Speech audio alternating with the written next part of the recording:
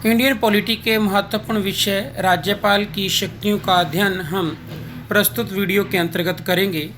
यह टॉपिक अकादमिक शिक्षा के साथ साथ प्रतियोगी परीक्षाओं से भी संबंधित है और यह अति महत्वपूर्ण विषय है। आइए हम राज्यपाल की शक्तियों का अध्ययन करते हैं। राज्यपाल राष्ट्रपति के समान कार्यकारी, विधायी, वित्तीय तथा न्यायिक शक्तियों से संपन्न होता है,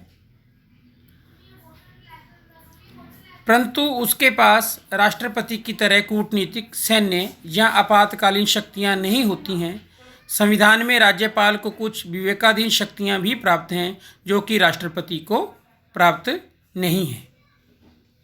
राज्यपाल की शक्तियों के अंतर्गत नंबर 1 कार्यकारी शक्तियाँ। भारतीय संविधान के आर्टिकल 154(1) के अनुसार राज्य की कार्यकारी शक्ति राज्यपाल में निहित होगी तथा वह इस शक्ति का प्रयोग संविधान के अनुसार स्वयं या अपने अधीनस्थ अधिकारियों द्वारा करेगा।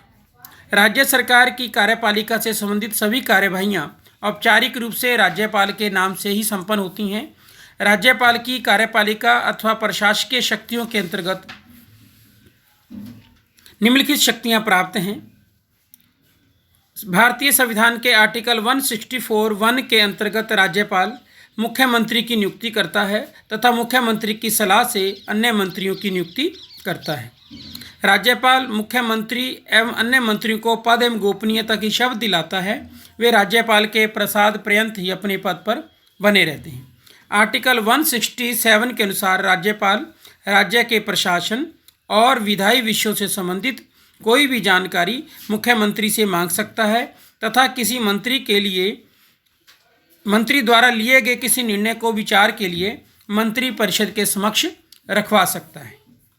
राज्य में संवैधानिक तंत्र के विफल हो जाने पर राज्यपाल अनुच्छेद 356 के अंतर्गत राष्ट्रपति शासन की अनुशंसा कर सकता है। राज्य में राष्ट्रपति शासन के दौरान राष्ट्रपति के प्रतिनिधि एजेंट के रूप में राज्यपाल को व्यापक कार्यकारी शक्तियां प्राप्त हो जाती हैं। राज्य सूची के विषयों पर राज्यपाल को अध्यादेश जारी करने का अधिकार है। समवर्ती सूची में भी उसका यह अधिकार तब तक अधिकार है जब तक संसद द्वारा बनाए गए कानून से राज्य विधानसभा द्वारा बनाए गए कानून का विरोध नहीं होता है।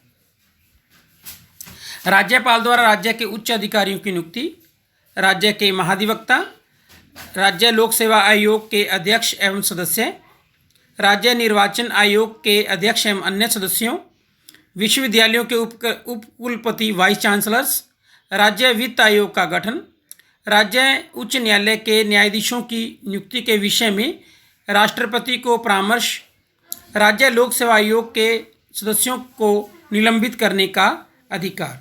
तो यह हमने देखी राज्यपाल की कार्यकारी शक्तियां। अब है नंबर 2 राज्यपाल की विधायी शक्तियां। आर्टिकल 168 के अनुसार राज्यपाल राज्य विधायिका का अभिन्न अंग है।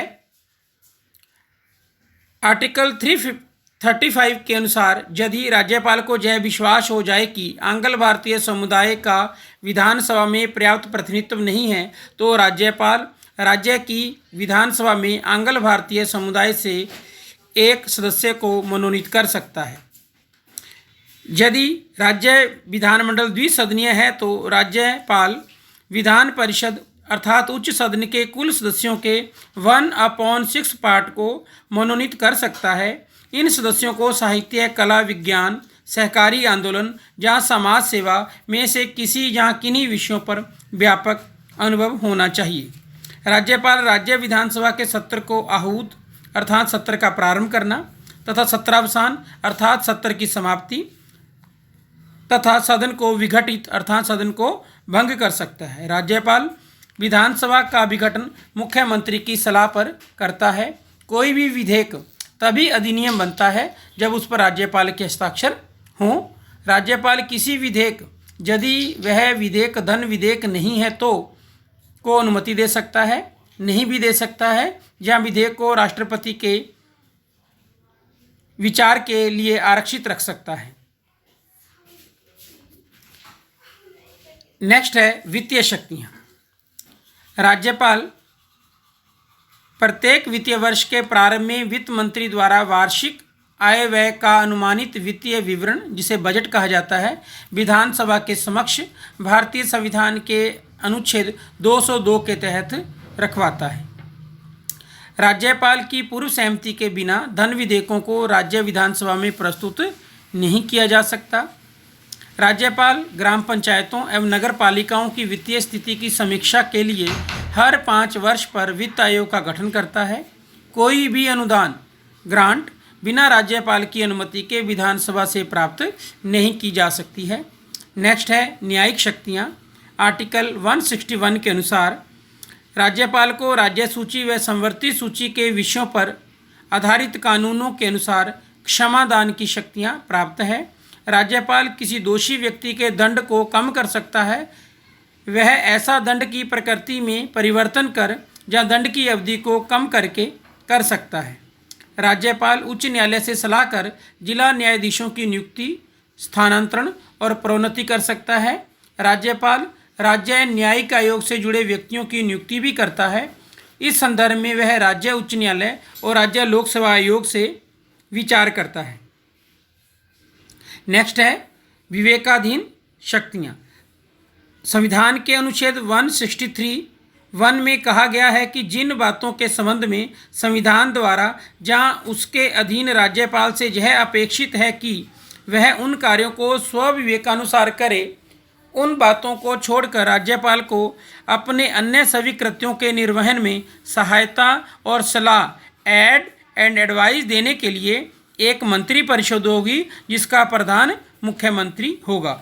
इससे स्पष्ट है कि संविधान द्वारा राज्यपाल को कुछ विवेकाधीन शक्तियां भी प्रदान की गई हैं, जिसका प्रयोग वह मंत्री परिषद के परामर्श के बिना भी कर सकता है। दूसरे शब्दों में राज्यपाल अपने समस्त कृत्य मुख्यमंत्री की सलाह के अनुसार ही नहीं करता, अपितु वह कुछ कार्य मुख्यमंत्री की सलाह के बिना भी करता है। ऐसे कार्यों को उसकी विवेकाधीन शक्ति के अंतर्गत रखा गया है। राज्यपाल की विवेकाधीन शक्तियों को 2 भागों में बांटकर अध्ययन किया जा सकता है। नंबर 1, संविधान में प्रत्यक्षतः उपबंधित शक्तियाँ। आर्टिकल 200 के अनुसार राज्य विधानमंडल द्वारा पारित किसी विधेयक को राष्ट्रपति के विचार हेतु आरक्षित करना। आर्टिकल 356 के अंतर्गत राज्य में संवैधानिक तंत्र की विफलता पर राष्ट्रपति शासन की अनुशंसा करना। आर्टिकल 371 के अनुसार कुछ विशेष राज्यों के राज्यपालों को 5वीं व 6ठी अनुसूची के संबंध में विवेकाधीन शक्तियां प्रदान की गई हैं। इसी तरह नंबर 2, अप्रत्यक्ष विवेकाधीन शक्तियां। स्पष्ट बहुमत न होने की स्थिति में अथवा गठबंधन दल जहां बहुमत प्राप्त दल का नेता ना चुने जाने की स्थिति में मुख्यमंत्री की नियुक्ति करना। राज्यपाल विशेष परिस्थितियों में स्वविवेक से विधानसभा का अधिवेशन बुला सकता है। वह मुख्यमंत्री सहित किसी मंत्री के विरुद्ध भ्रष्टाचार आदि के आरोपों के आधार पर मुकदमा दायर कर सकता है। धन्यवाद।